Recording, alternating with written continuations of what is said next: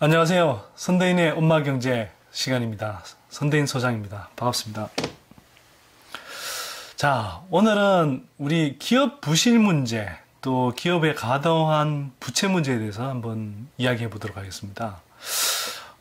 제가 이제 부동산 문제, 또 이와 연관되어 있는 가계부채 문제는 지금까지 많이 경고를 해드렸는데요.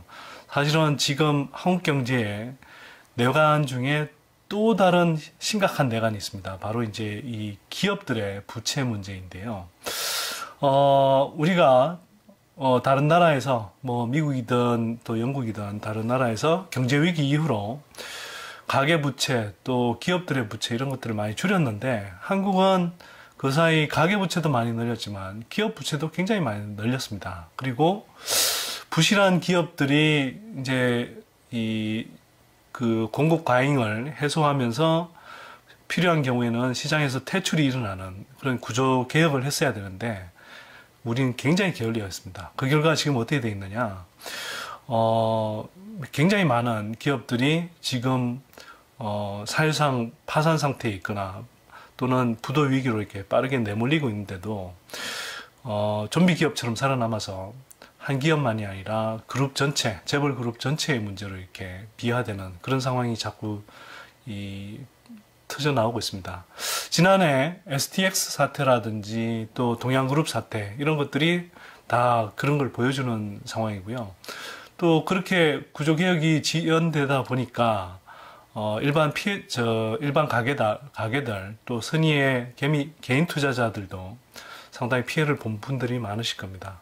자, 그런 의미에서 가계 부채 못지않게 기업 부실 구조조정 서둘러야 할 텐데요. 많은 분들이 보셨는지 모르겠습니다만 한국은행 금융안정보고서라는 걸 지난해 하반기에 이제 출간됐는데요.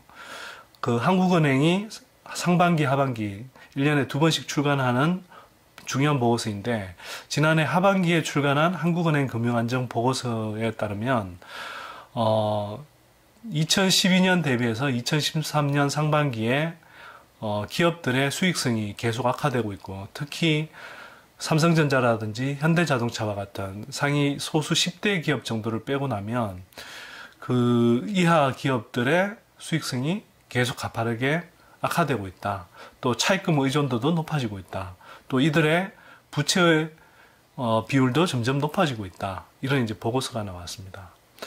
또 경제개혁연구소라고요. 김상조 교수님께서 재벌개혁 또 재벌의 지배구조 개선을 위해서 만든 띵크탱크이기도 합니다만 이 경제개혁연구소에서 지난해 11월에 낸 보고서에 따르면 지금까지 대표적인 상위 한 40이 재벌그룹 즉 기업 집단에 대해서 부채 비율을 조사해 보니까요. 40개 기업 집단 중에서 무려 절반인 20개 기업 집단의 부채 비율이 위험 수준이라고 하는 200%를 넘어섰습니다. 또 그 200%를 넘어선 10대 재벌 그룹들 가운데 또 절반 정도의 한 10개 정도는 영업이익으로 부채 이자도 감당하지 못하는, 즉 장사를 해서 은행 이자조차 못 내고 있는 그런 상태에 빠져들고 있습니다. 뭐 대표적인 게 현대상선을 거느리고 있는 현대그룹, 또 한진중공업을 거느리고 있는 한진그룹, 뭐 이런 그룹들이 지금 일부 계열사들의 문제를 빨리 부실 정리하고 넘어가지 않음으로 해서 그것이 재벌그룹 전체 차원의 문제로 이렇게 비화되고 있는 이런 상황까지 치닫고 있습니다.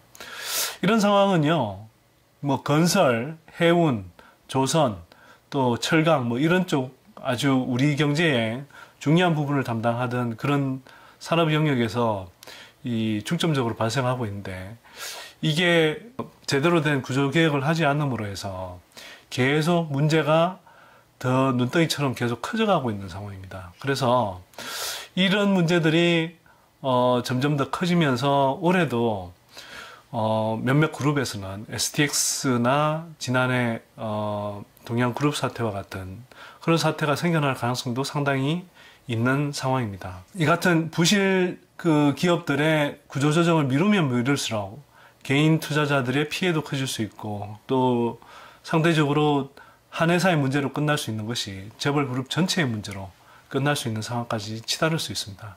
따라서 당장은 고통스럽더라도 뼈를 깎는 부실 정리 또 구조조정을 단행하고 그렇게 해야 한국 경제의 위기도 사전에 예방할 수 있고 좀 더 건전하고 지속 가능한 경제를 만들 수 있지 않나 그렇게 생각합니다. 그래서 오늘 선대인의 엄마경제 시간이었는데요. 이걸 시청하시는 많은 시청자분들께서 이런 부분들에 대해서 좀 더 주의 깊게 살펴보는 한 해가 됐으면 합니다.